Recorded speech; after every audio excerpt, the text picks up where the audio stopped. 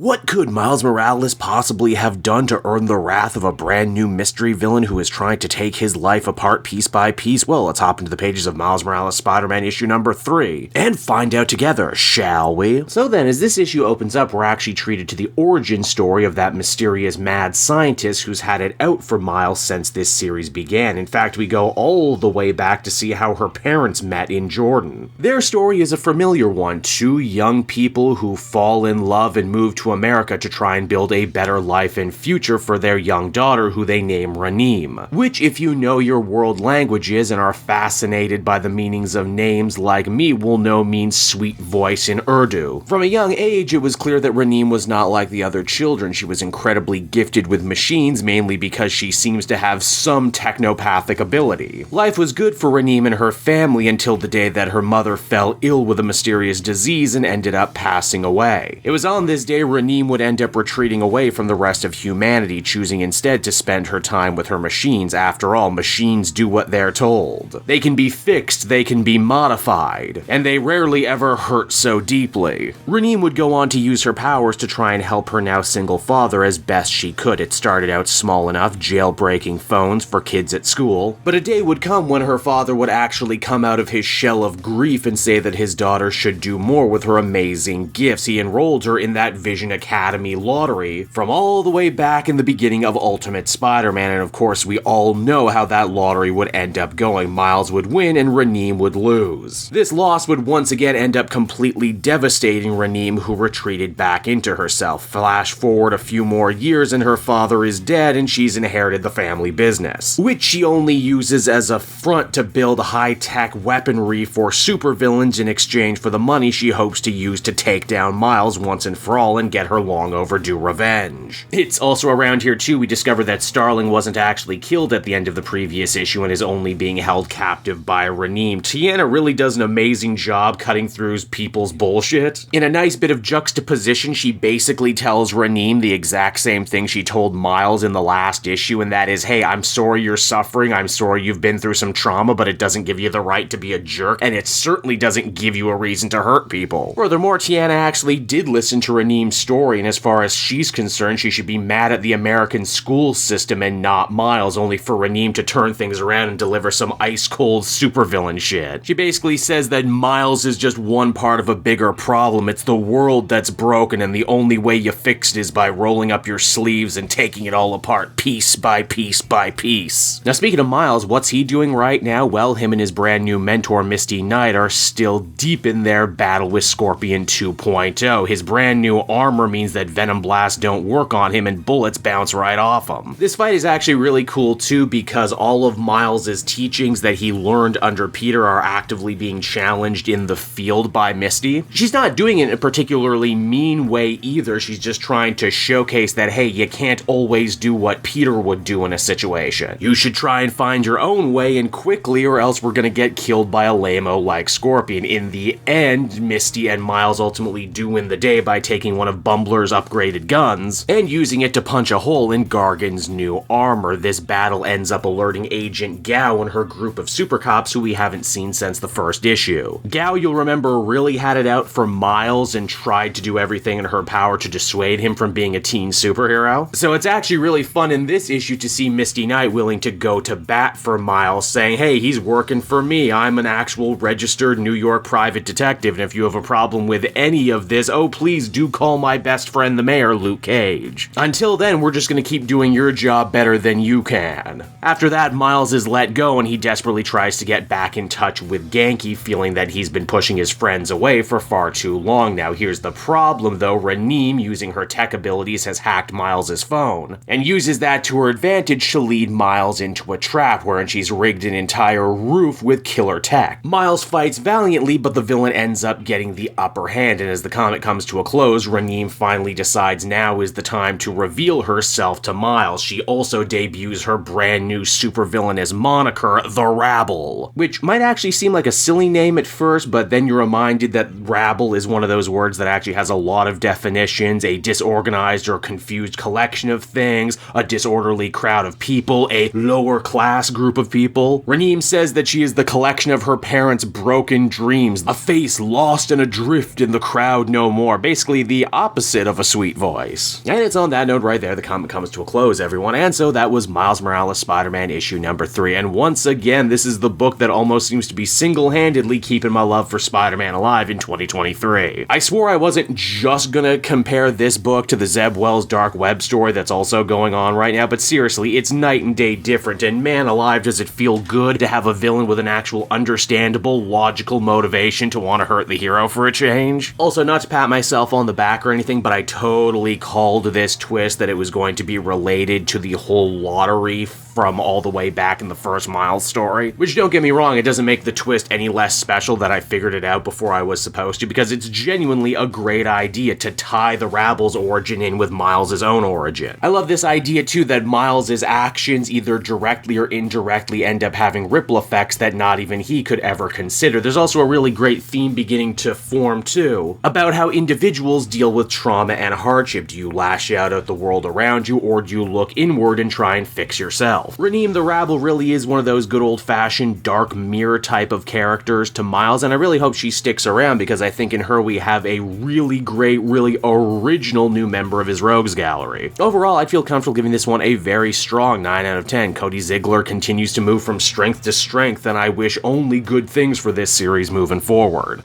Hey there everyone, Kate Joel again, and I just want to thank you so much for watching to the end of the video. It means a lot to me. And hey, if you enjoyed the book I covered in this issue and want some comics of your own, might I recommend Book Depository? It's my #1 place for shopping for comic book trades. You get a great price, and if you use my link down in the description, you'll actually be helping me out at the same time. You get something, I get something, everybody wins, right? So until next time everyone, I've been Joel, and I will see you in the next video. Bye-bye.